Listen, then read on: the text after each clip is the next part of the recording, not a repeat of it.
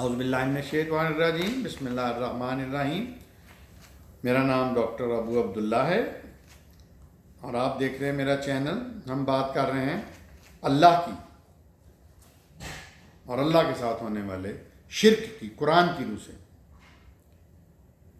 ایک بڑی عجیب بات ہے کہ قرآن آج کل پیچھے چلا گیا ہے، پس پردہ چلا گیا، حدیثیں آگے آ گئی ہیں، سچی جھوٹی۔ اچھا، اب وہ بھی پس پردہ جا رہی ہیں۔ اب کچھ ایسی باتیں آ رہی ہیں، ایسی کہانیاں آ رہی ہیں جن کا اللہ اور اللہ کے رسول سے کوئی تعلق ہی نہیں ہے۔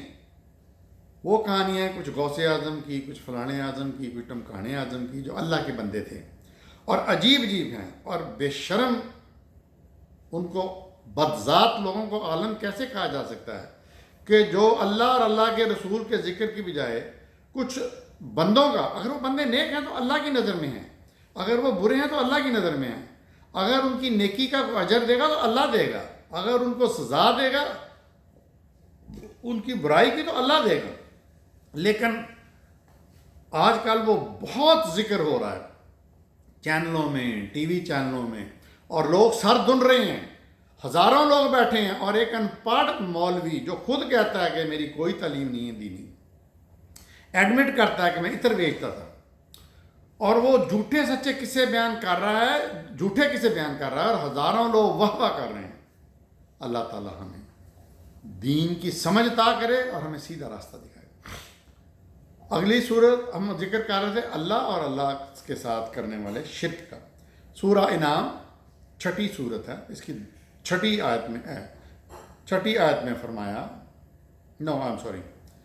آیت نمبر 1 میں فرمایا، تعریف اللہ کی جس نے بنایا آسمان اور زمین اور بنائی تاریکیاں اور روشنیاں، پھر جو لوگ کافر ہوئے اپنے رب کا ہم مثل ٹھہراتے ہیں دوسروں کو۔ کتنا غصہ اللہ کو آتا ہوگا کہ رب میں ہوں اور یہ میرے ساتھ کسی اور کو شریک بنا رہے ہیں۔ بنائے میں نے آسمان، بنایا میں نے زمین، بنائی میں نے روشنیاں، بنائی میں نے تاریکیاں، بنائے میں نے دن رات، اور یہ لوگ میرے علاوہ بنا رہے ہیں۔ لعنت ہے ان لوگوں پر، سمجھ نہیں آتی کیا گالی دوں۔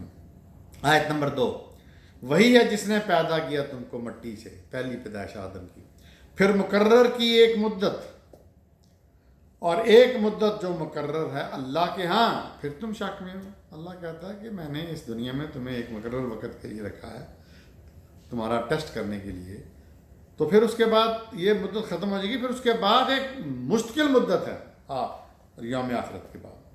آیت نمبر 3، اور وہی ہے اللہ آسمانوں میں اور زمین میں جو جانتا ہے تمہارے پوشیدہ اور کھلے ہوئے یعنی خیالات کو، اور جانتا ہے جو تم کماتے ہو، کسبت۔ آیت نمبر 12، کہو کس کا ہے جو آسمانوں اور زمین میں ہے؟ کہو اللہ کا۔ لازم کر لی اس نے اپنے اوپر رحمت، اور ضرور جمع کرے گا وہ تم کو روز محشر، اور نہیں شک اس میں۔ وہ آنی ہے جو لوگ خسارے میں گئے جنہوں نے نہیں مانا، تو جو نہیں مانتے ان کو تو نقصان ہی نقصان ہے۔ آیت نمبر 13، وہ اور اللہ ہی کا ہے جو بستا ہے رات میں اور دن میں، اور وہی ہر بات کا سننے اور جاننے والا ہے۔ آیت نمبر 14، سمیع العلیم، کہو اللہ کے سوا بنا لو اپنا ولی، کسی کو بھی۔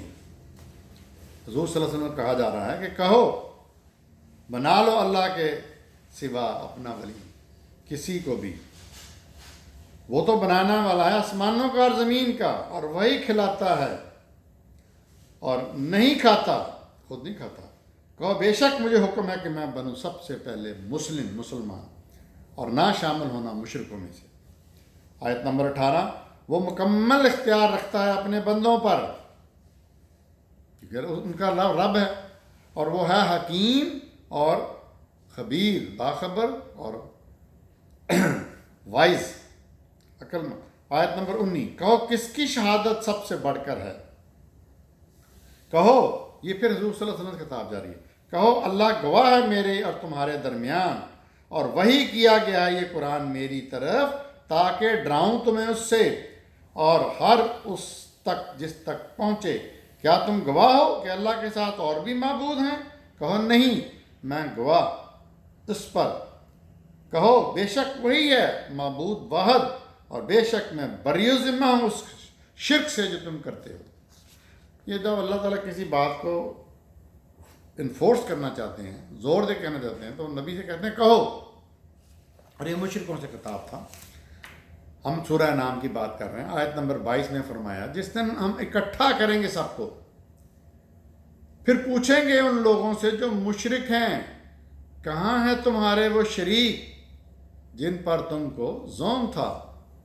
روز محشر اللہ پوچھے گا مشرکین سے، لاؤ اپنے شریکوں کو۔ آیت نمبر 23، پھر نہیں ہوگا ان کے پاس کوئی فریب ما سوائے کہ کہیں اللہ کی قسم جو ہمارا رب ہے، نہ تھے ہم مشرک۔ وہاں جھوٹ بول دیں گے کہ ہم تو مشرک تھے ہی نہیں، آپ ہی ہمارے رب ہو۔ آیت نمبر 24، دیکھو کیسے جھوٹ بولا انہوں نے اپنے بارے میں اور گم ہو گئے ان کے بناوٹی معبود، جھوٹے معبود جو انہوں نے خود بنائے تھے۔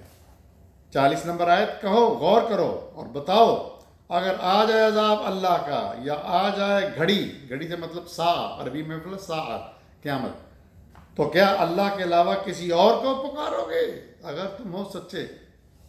آیت نمبر 41، بلکہ تم اسی کو پکارتے ہو، لیکن جب وہ دور کر دیتا ہے جس کے لیے تم نے پکارا تھا، اگر وہ چاہتا، اور بھول جاتے ہو تم ان کو اور اس کو شریک ٹھہرانے لگتے ہو اس کے ساتھ۔ یعنی اللہ یہ کہہ رہے ہیں کہ جب تم بالکل ہر طرح سے مایوس ہو جاتے ہو تو مجھ کو پکارتے ہو، اچھا جب میں تمہاری یہ تکلیف دور کر دیتا ہوں تو تم مجھے بھول کے پھر جو تمہارے شریک ہوتے ہیں ان کی پوجا پاٹ شروع کر دیتے ہو۔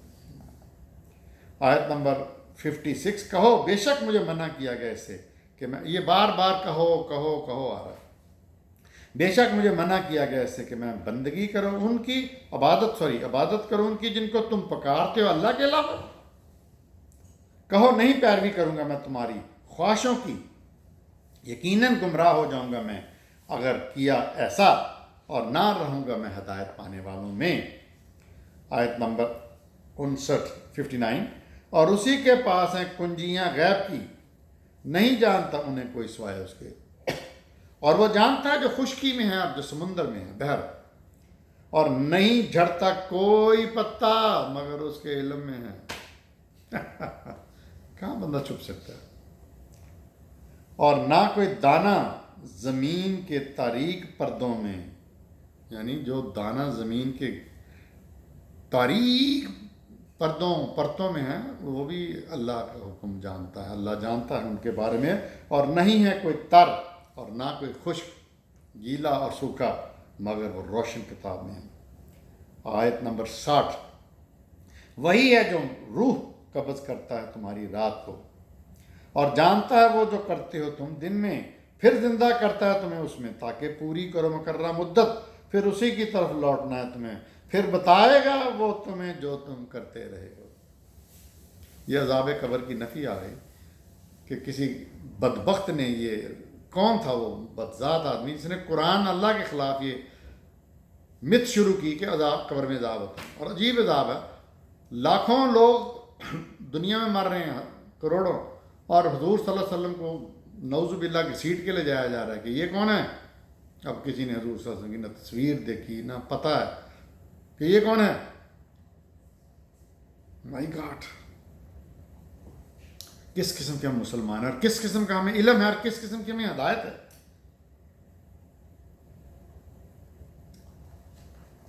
یہ اللہ تعالیٰ اپنی بتانا چاہ رہے ہیں کہ میں رب کیوں ہوں، میں اللہ کیوں ہوں، میں کیا کیا کرتا ہوں، اس لیے میں اللہ ہوں اور اللہ میں رب ہوں۔ آیت نمبر 63، کہو کون بچاتا ہے تم کو خشکی میں اور سمندر کے اندھیروں سے، جب تم پکارتے ہو اس کو گر گڑا کر اور چپکے چپکے، کہ اگر بچا لے گا وہ ہم کو اس سے تو ہم ضرور اس کے شکر کریں گے۔ آیت نمبر 64 میں فرمایا، کہو اللہ ہی نجات دیتا ہے تم کو اس سے اور ہر کرب سے، پھر بھی تم شرک کرنے سے باز نہیں آتے۔ آیت نمبر 71، کہو کیا پکاریں ہم اللہ کے علاوہ اسے جو نہ نفع دے سکے نہ نقصان، اور پھر جائیں ہم الٹے پاؤں اس کے بعد کہ ہدایت دے چکا ہمیں اللہ، اس شخص کی طرح جیسے بھٹکا دیا شیطان نے زمین میں، حیران، اس کے ساتھی بلاتے ہیں اسے ہدایت کی طرف، کیا ہو ہمارے پاس، کہو بے شک اللہ کی طرف سے ہدایت ہے، اصلی ہدایت اللہ کی طرف سے جو ہدایت ہے وہی اصلی ہدایت ہے، اور ہمیں حکم ہے سر تسلیم خم کر دیں رب العالمین کے آگے۔ آیت 72، اور وہی ہے جس کے حضور تم سب اکٹھے کیے جاؤ گے۔ آیت نمبر 73، اور وہی ہے جس نے پیدا کیا آسمانوں کو اور زمین کو حق کے ساتھ، اور جس دن وہ حکم دے گا کہ ہو جا، اور وہ ہو جائے گا۔ اسی کا کہنا برحق ہے، اور اسی کی بادشاہی ہوگی اس دن جب سور پھونکا جائے گا۔ وہ علم رکھتا ہے غیب کا بھی اور ظاہر کا بھی، اور وہ حکیم بھی ہے اور جاننے والا بھی ہے۔ اب آگے آیت نمبر 74 پڑھتے ہیں۔ جب کہا ابراہیم نے اپنے باپ آزر سے، کیا بناتے ہو تم بتوں کو معبود؟ بے شک میں دیکھتا ہوں تمہیں اور تمہاری قوم کو کھلی گمراہی میں۔ یہ ان کے باپ کے بارے میں، آزر کے بارے میں ہے کہ وہ بتوں کو تراشتے تھے، وہ بتوں کو بنانے والے تھے۔ اور کس قسم کا بیٹا ان کے ہاں پیدا ہو گیا؟ ابراہیم علیہ السلام۔ آیت 75، اور اس طرح ہم نے دکھائے ابراہیم کو نظام سلطنت آسمانوں اور زمین کا، تاکہ ہو جائے وہ یقین کرنے والوں میں سے۔ آیت نمبر 76، جب چھا گئی اس پر رات، ابراہیم صلی اللہ علیہ وسلم کا ہی ذکر ہو رہا ہے، تو دیکھا اس نے ایک تارا، یہاں عربی میں لفظ ہے کوکب، کہا یہ میرا رب ہے۔ پھر جب ڈوب گیا کہا نہیں پسند کرتا میں ڈوبنے والے کو۔ پھر 77، یہ ابراہیم علیہ السلام کے ایمان کی بات ہو رہی ہے۔ اگلی آیت، پھر جب دیکھا چاند کو چمکتا ہوا کہا یہ میرا رب ہے۔